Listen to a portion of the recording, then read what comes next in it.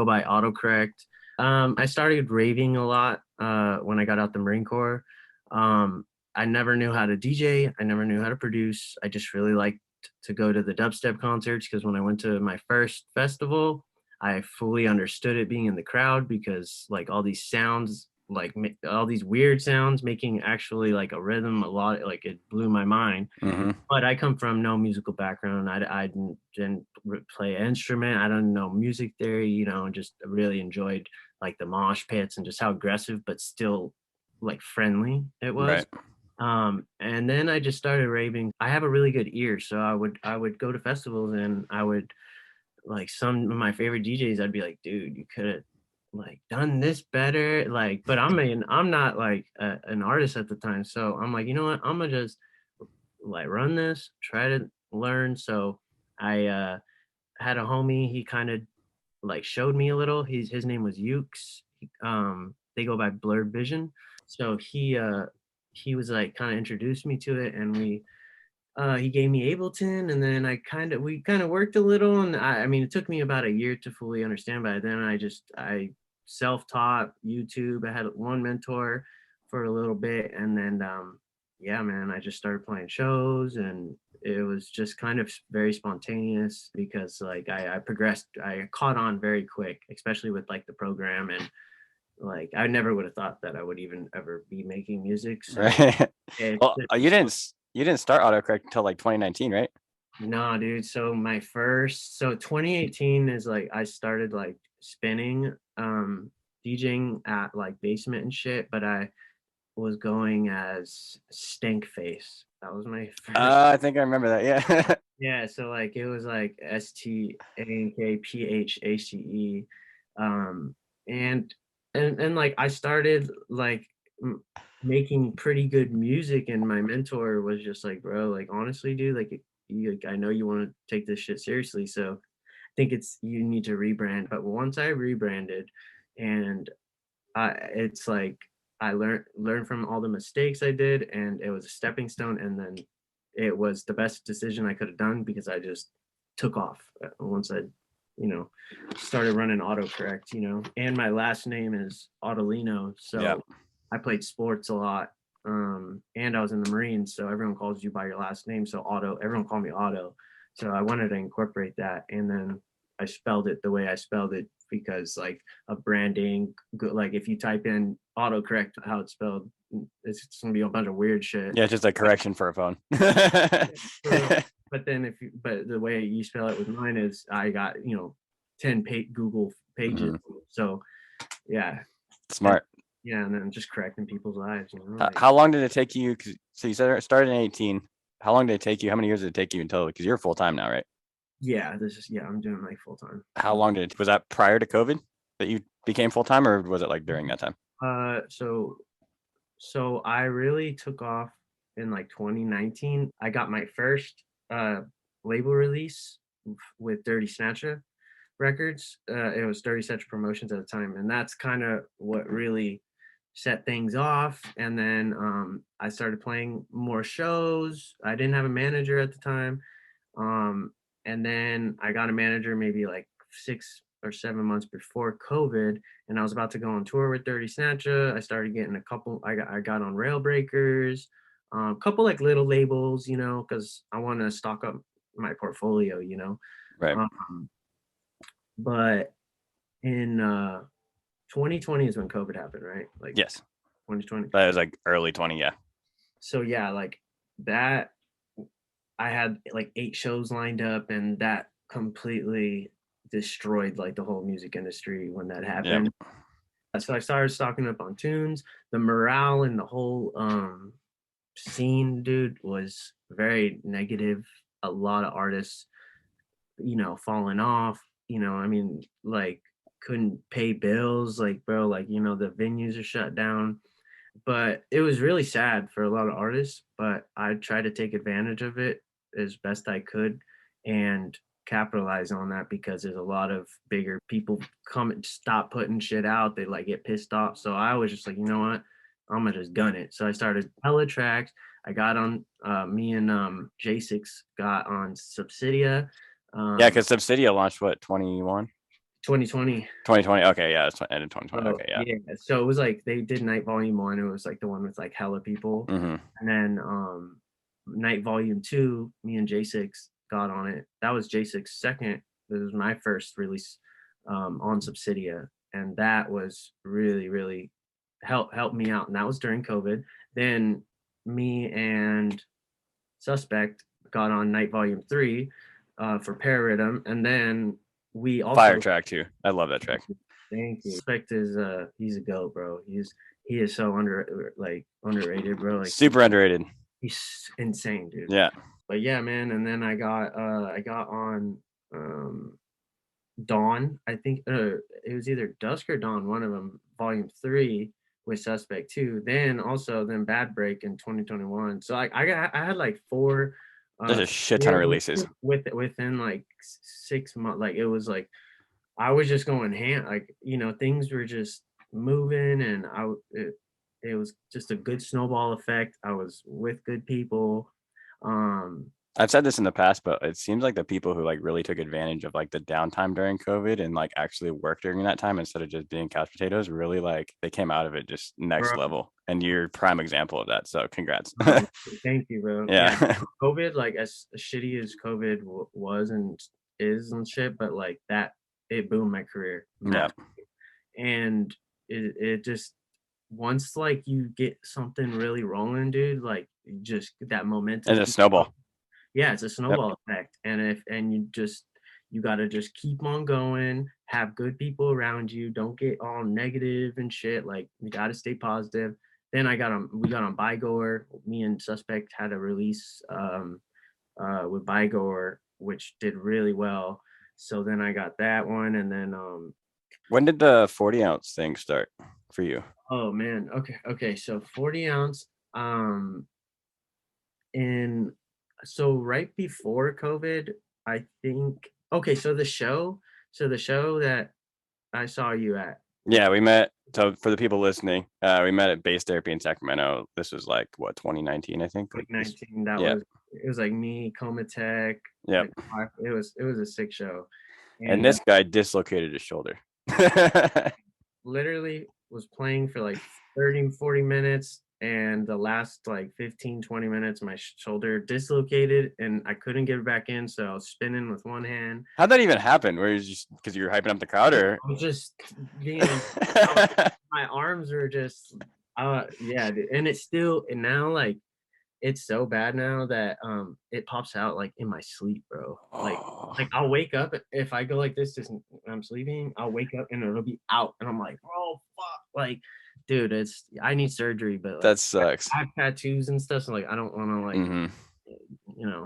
whatever. But that was wild. So that show, that was I was able to put 40 ounce Colt under because I just had a remix, my first ever remix for Hami that dropped on 40 ounce Colt. So that was like my first release and started that. So I joined the family. And then I had another release with them a couple months after with Casey Jones. And then then COVID happened, and I played this live stream with Dubstep UNK and 40 ounce Colt with Okay. at Social Sanctuary. Hmm. And it was with like me, Dak Daniels, Wednesday, Decimate, um, freaking Gom, and like it just started a great relationship. Like 40 ounce Cult is like it's a record label, yeah, but it's also like a family, and it's like a Yeah, very like homey, like I love like that's my fam for sure. I love Tanner, Dak, Homie, went like all respect, and yeah, so like 40 ounce Colt's my shit. Like, that's awesome. I had a question about your branding. Another question about your branding. You have Out of Pocket. You did a tour. That's kind of built into your brand. mhm. Where did that come from? Like, tell me the story behind that, because I don't even really know what that means. So like me and the homie Bougie, and then me and Chem Dog Ian, like we just always said, like we were always just like, yo, that's out of pocket, like yo, you're like you're tripping, or like bro, Right. it's just like Yeah. dude, you're like loped out. Or then we started saying out of pooks, like that's like you're like when you're out of pooks, you're like that's like you're like, you need to like relax, bro. Like you're out of poops. You're not even out of pocket. So we started saying like, yo, out of pocket on live. Like we were just fucking around. And then everyone's just started like putting comments like, yo, out of pocket. And like saying, I'm like, damn, dude, this shit. And we always just said that Natch, just like with the homies, just not even music shit in, So you but just started to run with it, and then you did a tour that was called Out of Pocket Tour, yeah. right? So I Where did that cover? What area of what region did that cover? the tour. So I have two more shows left this month, and then the tours. Oh, it's still going on. Yes. So, I played in Denver, Dubwub, Baltimore at the 8x10, and I played in Orlando, Florida with Slimes. That was 231. Then Charlotte, 4-1, and then I played the Forge with Leo Tricks in Chicago, then San Francisco, DNA Oh, Live yep. uh, 2 or 3 weeks ago, then Houston, Stereo Live. I was supposed to play the Thunder Beats festival like last, but that thing like got canceled. I guess it was big. I was gonna go back to back with Weird Wafu. Oh, that would have been sick. Yeah, and we were playing day two of 8 to 9 or 9 to 10. Cascade played on day two. It was Marshmallow, Oh, Cascade, sick. like Zomboy. Like, it was a big ass festival, but I don't know. Like I guess something happened, so that shit got canceled sadly. But and then I got Salt Lake City coming up. I have Skyway Theater. Oh, sick. I've never been there, but it seems like a dope venue. It's dope. So that Yeah, one's on the 20th of this month. So sweet. that one with Crow, and then the last show will be Salt Lake the next day. It's the stacked show. So it's me, Carbon, Dirty Snatcher, Oh, Point Blank, and Stone Level. oh, fire. Bro, and the show's called That's What I Call Stacked, Volume 1. So they're gonna start like, and it's tiered. It's already like at tier 3 within the first 12 hours. They announced it. Mm, That's wild. Yeah, with all you guys on the lineup, that's gonna go quick. it's stupid, bro. Like, Especially all the stuff that Carbon and Dirty Snatch has been working on lately. Like they've had release after release after release after oh release. yeah, It's all they're, good too. yeah, they're going ham, dude. Yeah, Pink's killing it. Stone Level's murdering it. Like yeah. everyone is just fucking demolishing, man. So it's cool, and they're all the homies. Like I'm really cool with Point Blank, Dirty Snatcher. I did a tour with him last year. I did about 6 or 7 shows. Point Blank was on the tour too. Rico Act, I believe, and then Weird Wafu for like a show or something. But I did Nice. 7 of those, and That's then dope. it was really really dope. So Out of this, all the out of all those times in tour and stuff, what do you think your greatest or what achievement are you most proud of? um, I'm gonna say, bro, like when I played Bass Canyon last year, that was like my first like real massive kind Yep. of playing, and I originally was on like some like little silent disco shit, and I was like, what? But 4 days before, something happened with an artist. I don't like to like really talk You're about, good, you're good. but he got pretty much kicked off because of some, bad Got like it. sexual bullshit or something. Got it. Well, Excision's team hit up my management and asked if I could replace him, and I was like, "Fuck yeah, I'm gonna hell yeah!" So I got to play Hilltop. Uh, Wasn't that during that time, wasn't did the wind shut down main stage and then like everyone bum rushed your stage? dude, so I played Hilltop stage. I was originally supposed to close Sunday night Hilltop stage against Excision on the other stage, but Oh. I was gonna play after Downlink, and I was like, bro, Rook, like I'm getting, they're like, here's, but the day of, they were like, yo, Spaghetti couldn't make it. This all this shit happened. They Hmm. day of, and so then I ended up opening the Hilltop stage. So like it was like I was just like it was cool, but like it could have been. I wish I had that crazier slot because but I still had a good time. But then my homie, right? So 3 or 4 hours later, both stages shut down because of the Yeah. wind. So the wind, they had to shut both stages down. But there's a little local stage. It's like a hot dog tent. And like my homie Rhino, who I was like kind of mentoring, he's like, he's coming up and I forgot he was playing there, and I hear my song, "Who Gives a Damn." I'm like, "Yo, what the hell? Like, the stage isn't am I, like, tripping?" Like and I was with Sweet Tooth and the homie Lash, and we just started running towards, like, where the music was 'cause you couldn't even see the stage. It's like some Yeah, and then me and Sweet Tooth just ran up, and then they're like, "Yo, what the hell?" They're like, "Oh no, no, no!" They're like, "Where are?" So then we just ran up with Rhino. He's like, "Bro," and then everybody in the festival, bro, went to this fucking canyon valley where this tent was. It was like 15,000 people, because everything was stopped, but that tent. So like, bro, we did about. It was like the most people I've ever played in front of. Like that's sick. it was insane, dude. And behind us, we had like Uber, Slander, Murata, fucking just everyone just in the behind us watching, vibing. Like it was wild, bro. Sweet Tooth was up there, DJ Blown.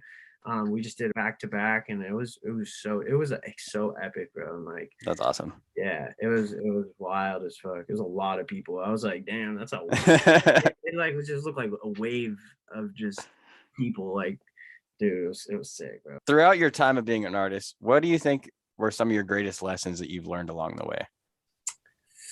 A lot of challenging things was getting denied a lot from labels when you're shopping music. It's a lot of mental too, like Mhm. being denied. But honestly, like you got to push through that. It's a big toll on artists. But like honestly, you just got to push through that. Keep sending stuff. Keep sending the labels. Bug 'em, don't bug them, but like bro, like show that you're like hungry. If they deny it, all right, I'm gonna keep working. You know, that's one big thing that kind of fucks with a lot of people, and that when I was trying to get on bigger labels, I've gotten denied hundreds of times, bro. Like Yep. it's not easy. Get in this game, you get more no's than yeses for sure. Yeah, dude. So like, it's a very hard thing to have a good positive drive and motivation sometimes when Yeah, like you're trying or and the biggest thing too also is like you need to like when you see like social media could really fuck with people's heads if you look at others and compare and get jealous. Like, why is this and I've done it before too, but like, why is this? I'm just as guilty as everyone else too. So Yeah, like, oh, why is he getting this and I'm working hard? Like, you can't think that way.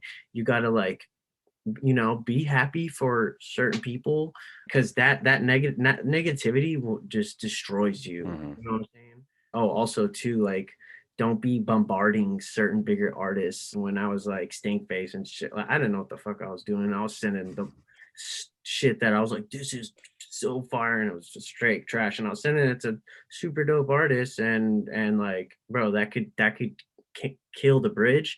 So like when you actually do make some fire, like they're not even gonna be Not even walk gonna give it a chance. open. Yeah, Exactly. And also too, like what I've learned too with like certain labels, like before you send something to a label for the first time, like make sure that shit is 100% label ready, ready to rock and roll. Like if you send some bunk and like they will never open your emails again. Like you need to make sure that you need to send it to homies for honest feedback, people that will give you good honest feedback, yeah, not just like that's sick. I'm like, okay. yeah. I was like, okay, thanks for like, it's gonna. Okay, cool. Now I know what to do. Like, nah, dude. Like literally, you like the greatest gift another artist could give you is honest feedback, bro. Yeah, Like that literally is like, and some artists are like, oh, well, you don't like the artists who can't take good constructive criticism, bro. Like, dude, they don't last.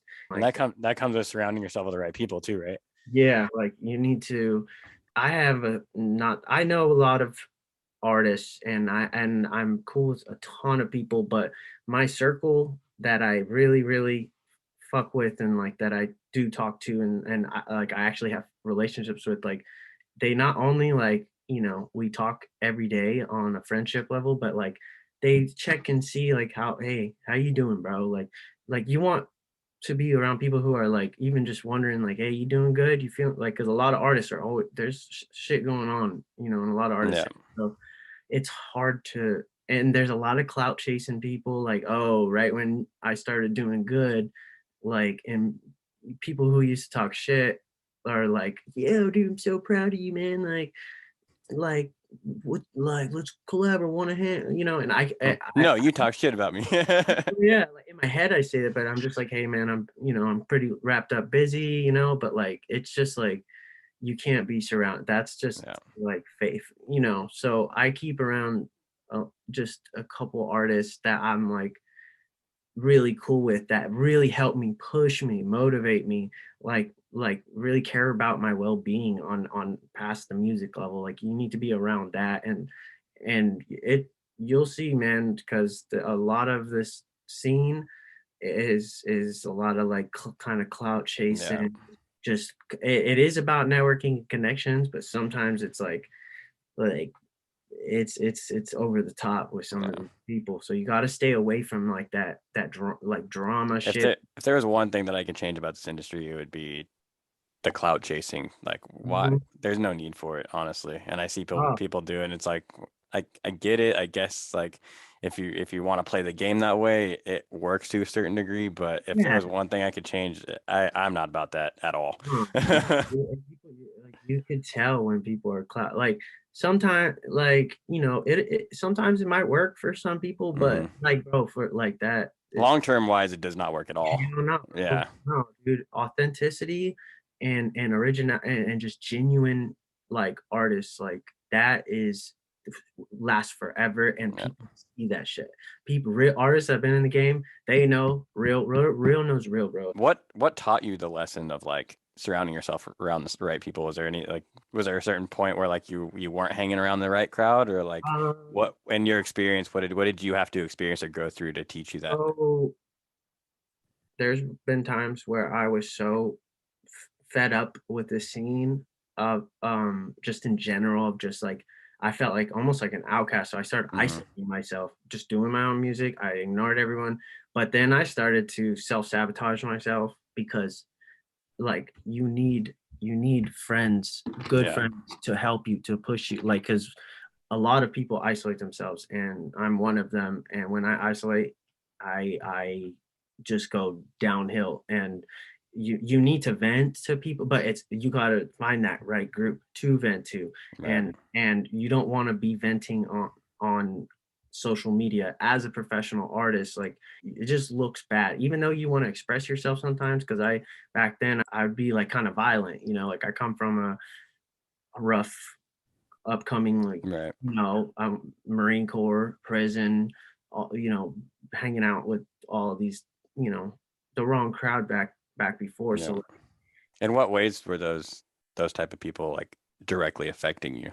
Are they affecting your like decision making or like bro, like, it was just affecting my producing. It affected my confidence, bro. Like, mhm, I was getting very self conscious about all my music I was making. Like, what am I doing wrong? Like, I just kept catastrophizing in my head, yeah, when really 95% of everything is, it's fine. I'm doing great, and it's just like, but I had no one to really talk to, but I was isolating myself, yeah, like, you know and reach out. They'll right. reach out, and they know, like, oh, Otto's not answering, like, and then that creates even better collabs when you have actual True.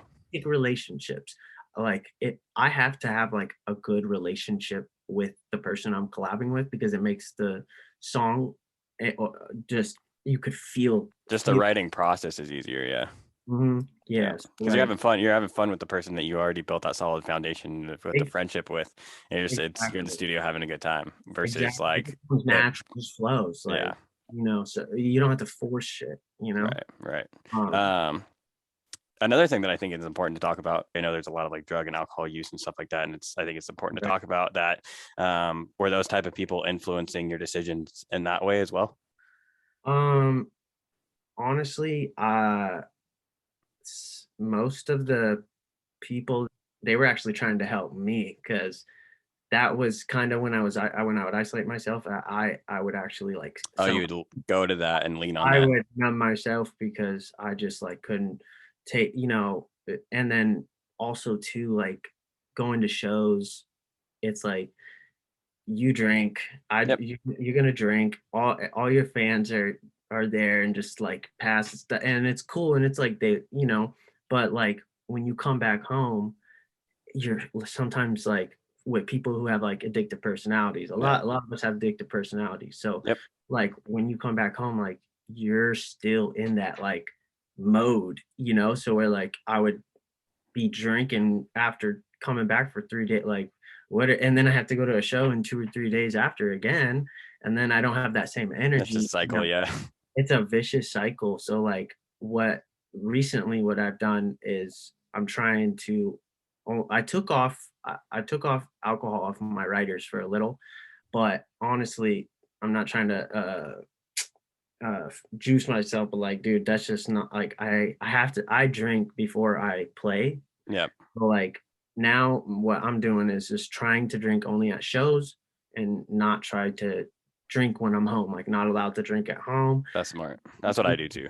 Yeah, Yeah. but there are, you know, there's certain groups that just go ham, and I'm very gullible, I guess. So Yeah. like if I'm with someone that's doing some stuff, like Can I have some? yeah, like it's just like a all right, let's turn, Yeah. so like you gotta kind of just go, you gotta like learn and like because that like you'll make a fool out of yourself sometimes, and like you won't those fans are there for you too, so like you don't want to be like you can be like drunk and stuff and have a good time, but like when Hmm. you're like sloppy and you're not like giving them the full energy, or fans that are that like it just, what I'm saying, like that's just disrespectful to like the people who are paying tickets to see you. Yeah. There's a lot of artists too like that like could barely sometimes get so fucked up they can't barely play, or they're just like spinning and just no energy, like what I'm Dude, I saying. felt bad even, I mean, I'm not an artist, but working shows and being a part of the community and like being like and having, a brand now behind me and I have to represent, be professional at a certain point too.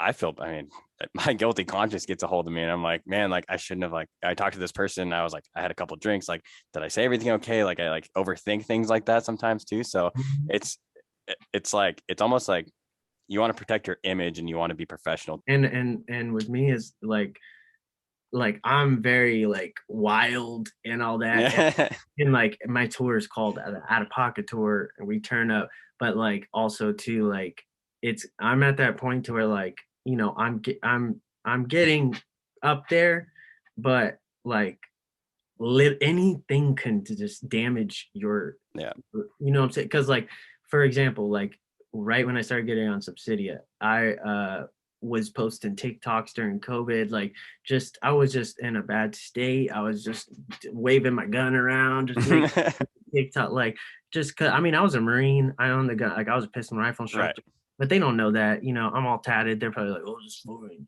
there's, and then some people I guess hit up Excision's team, and they emailed my my agency and was just like, yo, like is Otto like off his rockers? Like I was like, what? Like I'm good, dude. It's like it's branding. It's like, but it's little things like that. Like I was just like, Yeah. yo, it's a little music video of me kind of did, Yeah. but like little things like that can Dude, to just be honest with you, before I had my first conversation with you, that was my opinion of you. To be completely yeah, transparent with you, like I had that opinion of you, and now that I've talked to you, like you're definitely not that way at all. So you're a hella yeah, cool dude. yeah. Like Yeah. I mean, it's just yeah, the perception, Yep. it's crazy. So it is the image, the things you say, like because I want to say like I'm very blunt and pretty aggressive, but I've been growing, but like I want to say a lot of stuff to like bro, you like I wish I could fire off on everyone, speak my mind, but it takes a good professional artist to mature. Yep. Just keep your mouth shut, hold your tongue. If you want to vent, those close friends, vent to those people that you could vent to, but like Yes. don't put that on social media, like because you need to vent. You can't keep that stuff inside, but also too like you got to look at a different perspective. Yeah, you You know got to be what I'm saying? professional.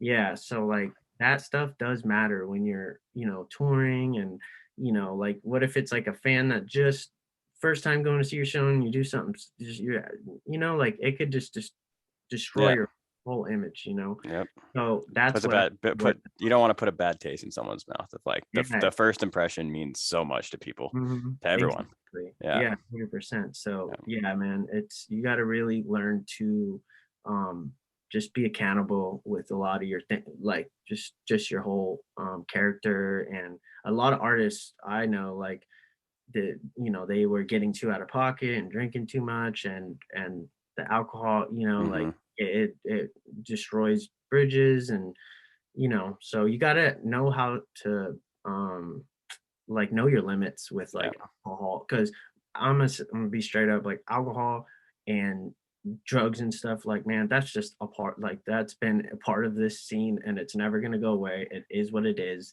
And it's but not, and a lot of people like look at like the EDM scene. They're like, oh, it's worse. It's bad with the EDM scene, but like really, it's in country music, it's in rock and it's roll, an it's in industry. it Everyone gets fucked music, up. Yeah, entertainment. Actually, at that level, exactly, yeah, yeah. and with, like, that kinda have struggle Hmm. already, especially artists with mental health, it's like, that shit's around you all the time, so Yeah. sometimes it's hard to overcome that. And, like, even for me, like, I'm working on it and stuff, because that shit is just gonna, you know, lead to other taking the wrong stuff, Yeah.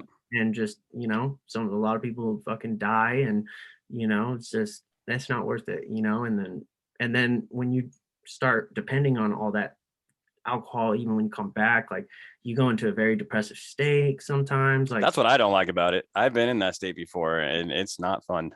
Not fun at all. not at all, like, your body It doesn't wears even make it worth it.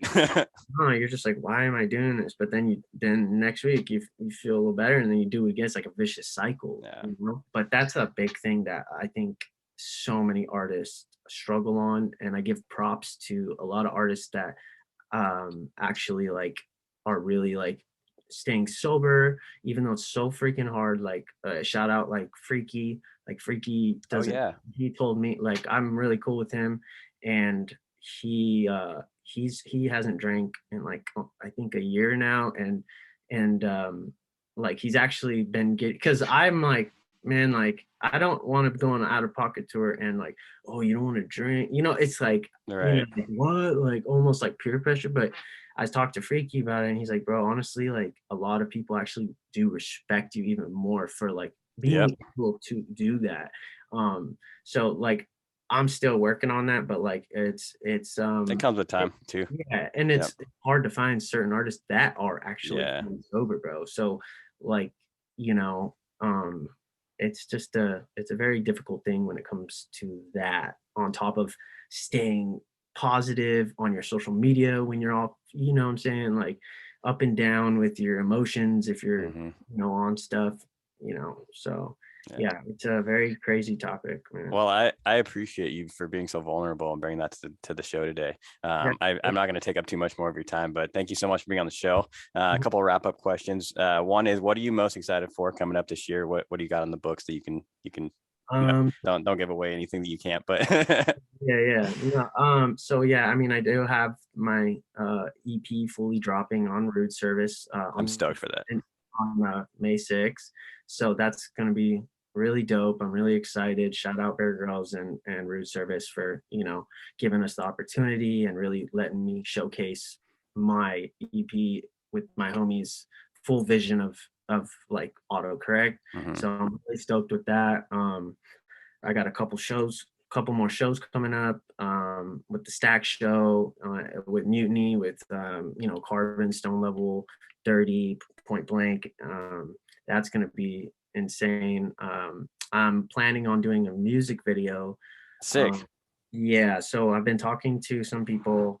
Uh, the last music video that I've seen, it was like Getter and, like, the one with chain links, like an actual music video with duck, Yeah.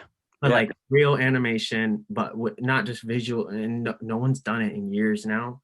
So, Yeah, I was like, gonna say that. I was like, no, barely anyone does music videos at all anymore. done, bro. That's Yeah. why I have two songs that I'm like, well, one that I have it with, I'm working with DJ Afterthought. Okay. Yep. Yeah, that's the boy. We collabed on this tune, and we want to make a music video. I want to make a video for it, and he's down. And I already had the meetings, and I talked to also Dubstep UNK, and they are possibly willing to drop it on their channel on YouTube, which has like 250,000. Sick. And they dropped the Chain Links one 3 years ago. It's at 11 million. Like it, yeah. And it's like the video team, I'm gonna drop some money on it, but they're like gonna animate it to where, like, all the goo coming at, just all types of crazy animation with real, like an actual, Dope. story and choreography and stuff. So that's something big. I'm also doing some hip hop stuff. I just was with my boy yesterday, the J Hutch, the Martians. He's a big hip hop producer. Just got a Grammy with Bad Bunny. Oh, awesome. Um, uh, but like, yeah, I'm trying to hop in the hip hop scene too. Sweet. I want to make beats too for some of these big artists and get a plaque. And then me and Sevor for Bing Bredem also, we're at almost 900,000 on Spotify. Dude, congrats on that. That's a massive song for you. Yeah, and we made that kind of as a joke when we met in Hawaii, and And it blew up. yeah, all self-release, not $1 in promo. Like, and once it hits 1 million, we're gonna, put it in for a plaque, like for our first million Spotify. Hell yeah. Getting my first plaque for our mail, so that probably will Sick. come in probably the next month. It's gotta. Everyone go listen to that song. I want this boy to get his plaque. Come on. Bing bong. I know you heard it. Yeah, and we might actually, we're talking about, once we hit the mill, which should be in about a month or two, we want to do a remix contest for the Bing Bong shit, and it's gonna pick the best 9, and then me and him will do a VIP. So I'm sure a ton of artists are gonna want to. Yeah. Freaking 4B played that song too. Yeah. That countdown. Yeah, it was crazy, Yeah. and that we sent the video, and I talked to him and stuff, and I was just like, dude, that shit's crazy. Hi Am Ghost has been playing it. Yeah. Just it's correct. I'm still getting tags on random shit of Bing, like it's everywhere, and it's That's just sick. mind blowing because we just made it as a joke. Like, yeah, the Bing was fucking around. Wow, biggest song in my career. What the fuck? Like, Other than streaming that song, how else can we support you, and where can the listeners find you at? Yeah, man, I'm on all platforms. SoundCloud, just Autokorekt, AUTOKOREKT. YouTube, I'm on YouTube. Apple, Spotify, Awesome. all Autokorekt. Twitter, Instagram, Facebook, just all Autokorekt. And yeah, man. Last question. I ask this question at the end of every interview. If there's one piece of advice that you could tell yourself when you started the Autokorekt project a few years ago, what would it be and why? I would say, don't lose your drive. Don't compare yourself all the time to others. Like, just remember, like, that the whole reason why you're making music because you love it. Mm-hmm. And this isn't about beating someone else or getting on. Like, dude, just stick with the drive. And the more you put time on your DAW, on Ableton and stuff, you're going to get better. Like, a lot of people get stuck in stuff, and like, oh man, this is just too. I can't make like, it's all about mindset, bro. Yep. If you just say, like, I tell myself a lot, affirmations, just, yo, I'm the GOAT, I'm the shit, I'm gonna fucking make it. I visualize it, say it to yourself. You don't gotta put it, like, but Right. be positive, and positive things happen. And just focus and surround yourself with the good people, and you're gonna do good.